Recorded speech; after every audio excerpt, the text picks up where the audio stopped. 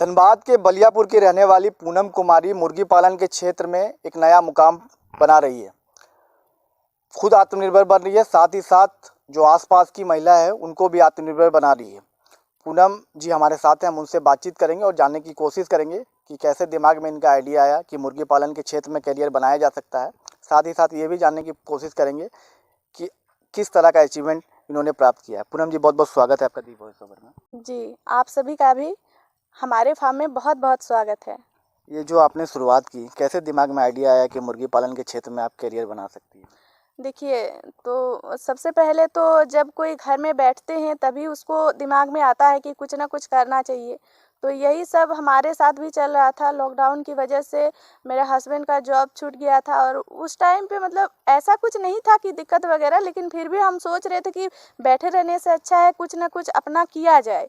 तो वही मैंने इनको नहीं बताया था, मैंने खुद से ही यूट्यूब देखती थी, तो वहीं से मैंने मुर्गी पालन एक बार मेरे होम पेज पे आया तो मैंने उसको देखा और तभी से मेरे दिमाग में ये चल रहा था कि मुझे भी करना चाहिए, हम ये कर सकते हैं, क्योंकि इसमें ज़्यादा कुछ करना नहीं होता है। तो मैंने सोचा ट्राई करने में क्या जाता है, तो वहीं से हमने स्टार्ट कर दिया था। मतलब आपको शुरुआत में इसके बारे में आइडिया यूट्यूब वीडियो के द्वारा लगे? जी जी, मुझे यूट्यूब से ही सारा कुछ जानने को भी सीखने को भी मिला। मैंने कोई अलग से ट्रेनिंग नहीं लिया था, बस यूट्यूब देख के मैंने स्टार्ट किया। और ऐसा भी नहीं है कि मुझे यूट्यूब पर प्रॉपर सही जानकारी मिली, क्योंकि मैंने यूट्यूब देख के सब कुछ किया था, लेकिन वहाँ पे बहुत इस तरह का होता है कि जो सही भी होता है और गलत भी होता है। हर लोग एक जैसी जानकारी नहीं देते हैं। तो बस मेरे साथ भी कुछ ऐसा हुआ था जिसके कारण ना मैं 2-3 महीना तक उसमें थी। उसके बाद फिर मैंने सोचा कि नहीं, ये सब पूरी तरीके से सही नहीं हो रहा है। फिर मैंने खुद का एक यूट्यूब चैनल बना लिया और मैं उसमें ना जितने भी गांव वासी होते हैं, जो भी महिलाएं लोग जो हैं, वो घर में सिर्फ हाउसवाइफ का ही काम करती हैं। तो यही मैंने सोचा कि अगर मैं कुछ महिलाओं को भी अगर रोजगार बना सकूं, मतलब वो लोग इस तरह बैठे रहती है अपना घर का काम करने के बाद, फिर उनको जो है पैसों की ज़रूरत तो सभी को होती है और किसी एक की कमाई से ना सब कुछ संभव हो पाना बहुत मुश्किल होता है। कई चीज़ें जो है हम अपने बच्चों को तक ना मतलब पैसों की वजह से उनका एजुकेशन सही से करा नहीं पाते हैं। तो इसीलिए मैंने यूट्यूब ज्वाइन किया, ताकि और भी महिलाएं मुझे देख के उनको थोड़ा सा हिम्मत मिले कि मैं भी गांव से हूं और मेरे सर पे भी किसी भी बड़े का हाथ नहीं है। शुरुआत में कितनी लागत लगी? और जाहिर सी बात है गांव स्तर में आप रहते हैं तो पैसों की भी तंगी होगी, तो कहाँ से पैसे का जुगाड़ हुआ और इतने बृहद पैमाने पर आप जो मुर्गी पालन कर रही है वो उसके लिए कहाँ से पैसे वगैरह आए? तो देखिए, शुरू में भी और अब भी मैंने तब भी लोन लिया था और अभी भी मेरा लोन चल ही रहा है, लेकिन हाँ, उस टाइम मैंने बहुत कम लोन लिया था। वैसे तो लोन लेने में काफ़ी डर लगता है, खास तौर पर एक महिला को कि हम कैसे चुकाएंगे, लेकिन फिर भी हमने छोटा लोन उस टाइम पे लिया था। हमने सोचा कि चलो छोटा से ही स्टार्ट करते हैं, देखेंगे फिर बाद में जैसा होगा फिर बढ़ा लेंगे। फिर हमने भी पहले 6,000 का लोन लिया था, उसके बाद फिर हमने उसको बड़ा किया और अभी तक मैं अपने जो फार्म को बड़ा कर रही हूँ ना, तो लोन को बड़ा करते करते ही कर रही हूँ। पहला वाला चुका देती हूँ, वापस से फिर उसका जो है डबल हमें मिलता है, तो उससे फिर मैं मुर्गी को बढ़ा लेती हूँ ऐसे करके। क्योंकि देखिए, फार्मिंग से तो मैं बड़ा कर सकती थी, लेकिन इससे है कि मेरा परिवार भी मेरा इसी पे डिपेंड है ना, इस वजह से मैं उस पैसों से पूरा जो है फार्मिंग में नहीं लगा पाती हूँ। क्या क्या दिक्कत और परेशानियाँ आई? इतने बड़े पैमाने पर आपने शुरुआत नहीं की थी, छोटे स्तर पर शुरुआत की थी, क्या क्या दिक्कतों का सामना करना पड़ा? दिक्कत, देखिए दिक्कत तो नहीं हुई थी मुझे, लेकिन फिर भी जो है शुरू जब पहला बैच मैंने डाला था ना, उस टाइम मुझे प्रॉपर जानकारी नहीं थी। तो मुझे जो है वैक्सीन वगैरह के बारे में कुछ बताया ही नहीं गया था। तो मैंने सोचा कि नहीं, ऐसा तब नहीं होता होगा। तो फिर पहला बार में ना मेरे साथ थोड़ा ये हो गया था कि उस टाइम मैं पहली ही बार में नुकसान में चली गई थी।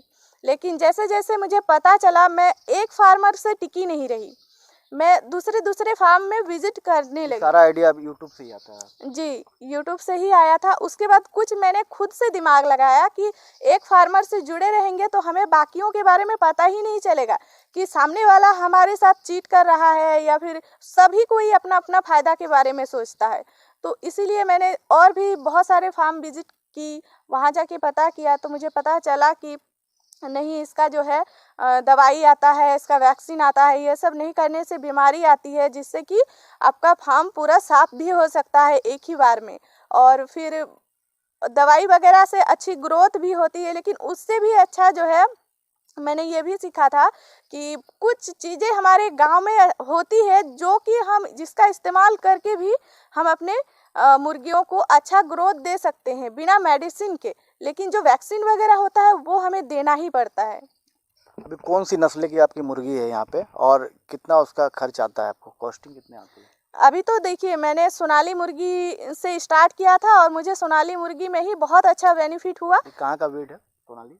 ये तो बंगाल का ब्रीड था, लेकिन अभी ये पूरे ऑल ओवर इंडिया में ये चलता है। और जो मार्केट में जो देसी के नाम पे मिलता है ना, वो सोनाली ही मिलता है।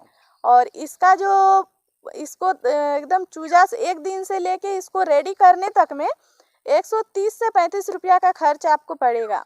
और उसको जब हम बेचते हैं तो होलसेल का अगर प्राइस बताएं तो होलसेल 200, 210, 20 इस तरह का, जिस तरह का मतलब मार्केट में रेट रहता है उस हिसाब से ये होता है। लेकिन एक सबसे अच्छी बात ये है कि बॉयलर का रेट ना कभी भी गिर जाता है, लेकिन जो ये सोनाली मुर्गी है ना, इसका रेट कभी गिरता नहीं, 200 से ऊपर ही रहता है। तो इस वजह से, और ये किसी भी बीमारी को मतलब हैंडल कर लेती है, फट से इसको लगती नहीं है। और अभी तक कितने महिलाओं को आप जोड़ चुके हैं इस योजना के तहत? देखिए, मैं ऐसे तो मेरे गांव में बहुत सारे लोग लेके गए हैं, लेकिन वो लोग कम मात्रा में लेके गए हैं, 2-4 को अपने घर में रखे हैं। लेकिन मैं यूट्यूब पर हूँ और मैं प्रॉपर वीडियो भी वहाँ पे डालती हूँ, जो भी मुझे अच्छी जानकारी मिलती है वो सब मैं पब्लिक से शेयर करती हूँ। तो मेरा चैनल का नाम है फार्म कॉर्ड्स आत्मनिर्भर कदम। तो वहाँ पे मैंने जो वीडियो डाले हैं, तो यूट्यूब में मैंने लगभग 200 से 300 लोगों को मैंने जोड़ा है फार्मिंग से। उसमें काफ़ी सारे जो है महिलाएं भी हैं, बहुत सारे पुरुष भी हैं। किसका किसका सपोर्ट मिला आपको? क्योंकि जब कोई महिलाएं गांव की हो भी कुछ अपने से कदम बढ़ाती है तो जाहिर सी बात है सपोर्ट की बहुत आवश्यकता होती है। किसने आपको सपोर्ट किया परिवार में? देखिए, परिवार में तो वैसे किसी का सपोर्ट नहीं है, लेकिन एक है जो कि शुरू से ही मेरे साथ थे, और वो है मेरे हस्बैंड। और शुरू में तो उन्होंने बस कहा था कि ठीक है, क्योंकि देखिए हम बिना किसी मतलब बताए हुए इतना बड़ा डिसीजन नहीं ले सकते हैं। कि डिसीजन तो मैंने लिया था, लेकिन मैंने पैसों के मामले में थोड़ा सा बताया था, क्योंकि अगर हम डूब जाते हैं, हमें नुकसान हो जाता है, तो भरपाई तो हम नहीं कर सकते हैं ना। हम गांव में फार्मिंग कर सकते हैं, लेकिन बाहर जाके रोजी रोजगार नहीं कर सकते। इस वजह से हमने हस्बैंड से बात किया, तो उन्होंने हमें पूरा सपोर्ट किया। और उसके बाद से जैसे ही मेरा काम बड़ा होने लगा, तो उनका पूरा सपोर्ट आ गया मेरे ऊपर। और अभी तो मतलब वो पूरी तरीके से मान लीजिए कि 50% वो संभालते हैं, क्योंकि हमारा देखिए, हमारा फार्मिंग है, घर है, बच्चे हैं, सब कुछ है। तो इस वजह से जैसे कि यूट्यूब पर मैंने अपना नंबर छोड़ रखा है, वहाँ पे मैं सबको जानकारी भी देती हूँ। लेकिन जब मैं बिजी रहती हूँ उस टाइम मेरे हस्बैंड सबको जानकारी देते हैं। अभी हम आपके फार्म में आए तो ज़्यादा मुर्गा नहीं दिखा, क्या दिक्कतें आ रही है अभी?